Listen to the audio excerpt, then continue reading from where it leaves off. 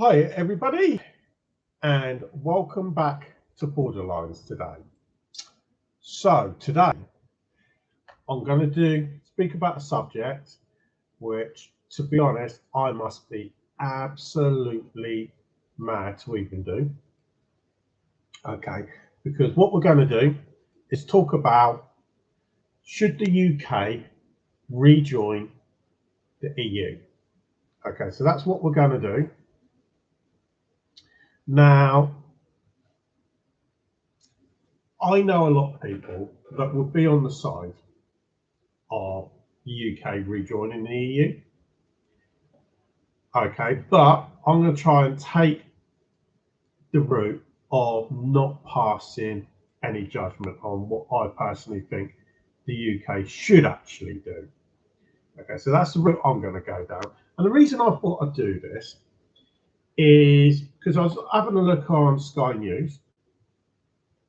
Okay, and I saw that they had done a video about this. Okay, and I thought, oh God, are we really going to go down this line again? You know, this causes so many problems. You know, as soon as you start talking about this type of thing, because obviously in the north of England, you know, Labour heartlands, there's so many people that voted to leave the EU. Okay, and that's the reason I thought, right, I'm not going to do this one. And then I heard that lovely former health secretary from the Labour Party, Wes Streeting, went and made a comment. And he made a statement today basically saying the UK should go back into the EU, forget about the vote from what, 6, 7, 8 years ago, however long ago it was. Okay, because the UK is fundamentally far worse off financially, okay, than if we were in the EU. But does that stack up? You know, is that actually realistically really true? Or is that just a load of codswallop, which politicians will tell us to basically fit their own personal agenda? You know, and that's where my question really is when it comes to this one, because I honestly don't actually know, or I didn't at the time, whether he was right or wrong, or whether he's just trying to make headlines. Okay, so I thought, right, let's have a good watch. Let's look at the statistics. Let's look at the latest stats and data. Okay, and this is the interesting thing. So when you look at GDP, okay, because this is going to be factually based. This is based on facts. So you can never hide from facts at the end of the day. So when you look at GDP, okay, the OBR was predicting that the UK's GDP would be down by 4% by 2035. And these numbers are all over the place. Okay, so that's the OBR. So that's the British one, you know, when there's the budget done, has to go via the OBR, and the OBR I'm always wrong anyway. Okay, then you got the OECD, okay, who said it would be down by 5% by 2030. So we've gone from 4%, now we're going down to 5%. And then we've got the NBER, okay, which I believe is an American one, financial body, who said it would be down by 6 to 8% by last year. Okay, so you got that.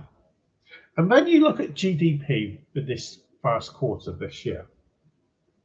Okay, it's up by 0.6%. Okay, that's what it is. And then you think, 0.6%, that's not really, is it? Not even 1%, next to nothing. And then you go take a look at some of the biggest ones that you would think, because you're automatically going to think, well, Europe's way bigger than us. Surely, if we're doing 0.6%, they should be doing 1.5%.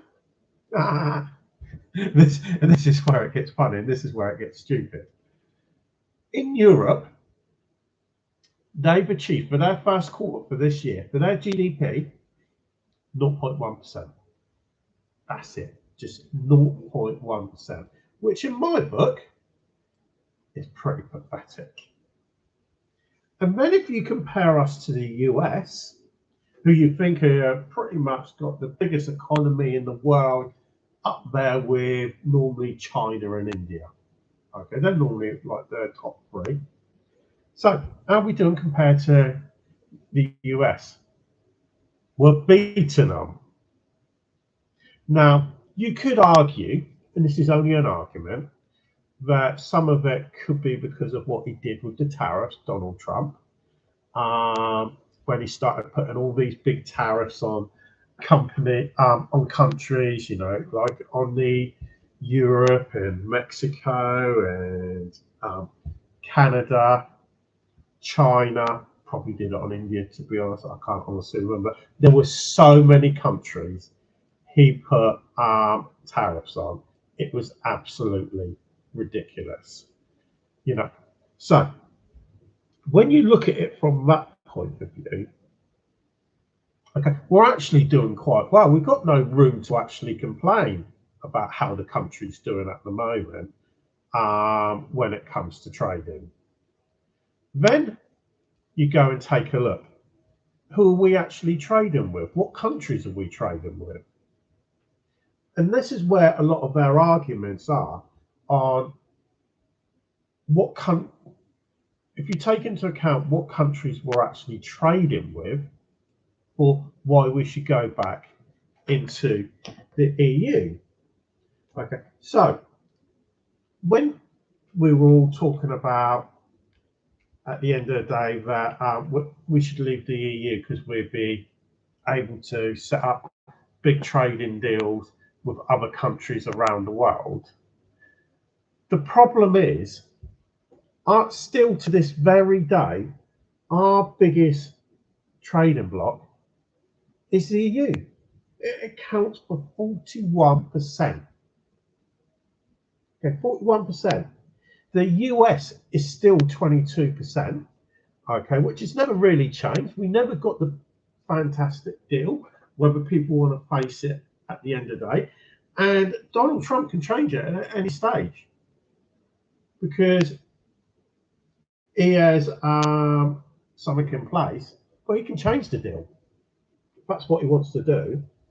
And if you take, for instance, all these countries like Canada and Australia and all these types of countries, only counts for like 0.1% of our GDP. It is next to nothing.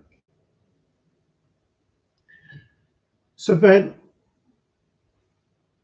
if that's the case, what argument is there really to go back into the EU? And I've always spoken in the past, when I've done videos on this channel, that there's only one real argument for going back into the EU.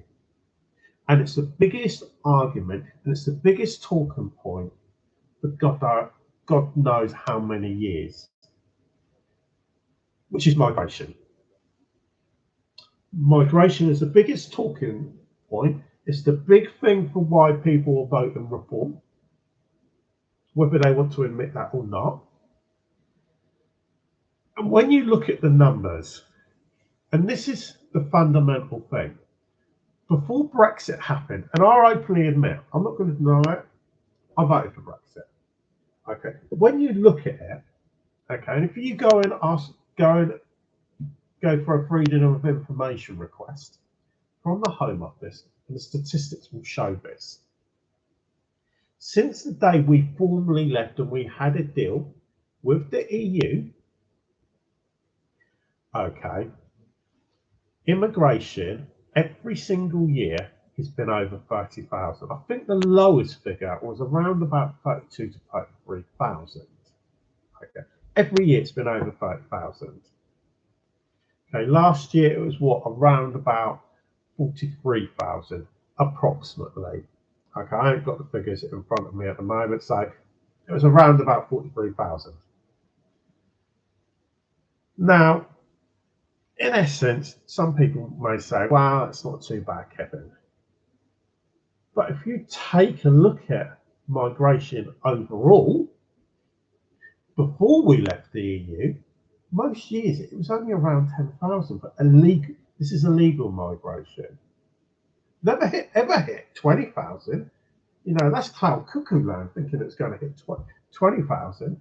You know, we've got migration levels in the UK 3 times higher than they were before. And some people may say, but why is migration 3 times higher? You take, for instance, last year, 4 times higher now than before Brexit happened. What happens? And it's a fundamental thing that we lost. So as soon as we left the EU, part of that treaty, we were able to send people back. We could send them back to Europe and they would send them on. No problem. And that happened. But since we left, we're unable to do that. Now, we can go and send however hundreds of millions or billions of pounds over to France. Are they really going to take it serious? Probably not. And they haven't really. Now, taking a look at it, you can give the current Labour Party a bit of credit, because based on the first 5 months of this year, and you compare it to the first 5 months of last year, it's down by about 4 to 4,500. So they are doing okay based on this year when you look at illegal migration. But when you look at migration overall, since we've left the EU, numbers have just gone straight up. It is absolutely ridiculous how high the numbers are. So if you're going to put any argument for going back into the EU, and this is where I see Wes Streeting's only real argument is on migration. And even if you take a look at the figures for how many people think that it's a mistake, and I've never really paid much attention to polling figures, and this is what he's actually doing. He's relying all on polling, that it's come out and said that 58% of the general public that are of voting age, even though I never got asked, to be honest, okay, think Brexit was a mistake. Now, I know a lot of people that would fall into that category. My cousin's classic one, he was completely against Brexit. I was on the fence. Okay, would all them 58%, if there was a referendum tomorrow on going back into the EU, would they all vote to go back into the EU? I very much doubt it. Okay, so to say that it'd be 58, 42%, I don't personally believe that for a single second. But what I do believe, and some people may disagree with me, and you can tell me if you think I'm wrong, okay, that if there was a referendum put forward and whether we should, I think the biggest thing would be based on migration. I don't think business is an argument, not really, because there's not much in it. Okay, yes, you've got lots of companies or organisations, financial organisations saying, oh, it'll be down by 4% GDP, one saying it'll be down by 5%, another one saying it'll be down by 6 to 8%. Them figures have never really come true. There's never really been much difference between the EU's GDP and ours as a percentage. So I don't think you can really buy into that. I don't think you can really buy into, you know, where the majority of our trading is done. I would expect the majority of our trading to be done in the EU. It's right next to us. We've got Ireland, or the Republic of Ireland, as I should say. Okay, you've got France just across the water. You know, so you would expect most of our trading to be done in the EU at 41%. That doesn't surprise me in the least. Okay, admittedly, the US comes second, but we've always had this relationship where we do a lot of trading with America. But where I do think that some people would have an argument, and I say an argument, I'm not saying this is my personal opinion, but if people were going to say we should go back into the EU, the only grounds, and this is the only grounds I can find, is based on legal and illegal migration. Because there are so many people that are ticked off. And I don't really buy into the argument that Nigel Farage has put about. Okay, this isn't because I'm a Labour voter, because I'm not. Never vote, well, say that I've never voted Labour. I've voted Labour once in the 90s. Okay. I don't think it's an argument that if you leave the ECHR, it will solve all your problems. Because there are so many human rights laws tied up in English law. You'd have to completely unnick everything. So, what I'm going to say is this, and I want people to give me their personal opinion. Okay, would you vote to rejoin the EU? Okay, don't want any hate today. Tomorrow I can deal with all the hate. Okay, would you vote to rejoin the EU if it reduced the numbers? And when I say reduce the numbers, I mean by a vast amount. You know, like going back to the numbers that we had before Brexit, when you were looking at less than 10,000 coming across illegally per year. Okay, unlike the 30 to 40,000 we've been getting for about the last 5 to 6 years.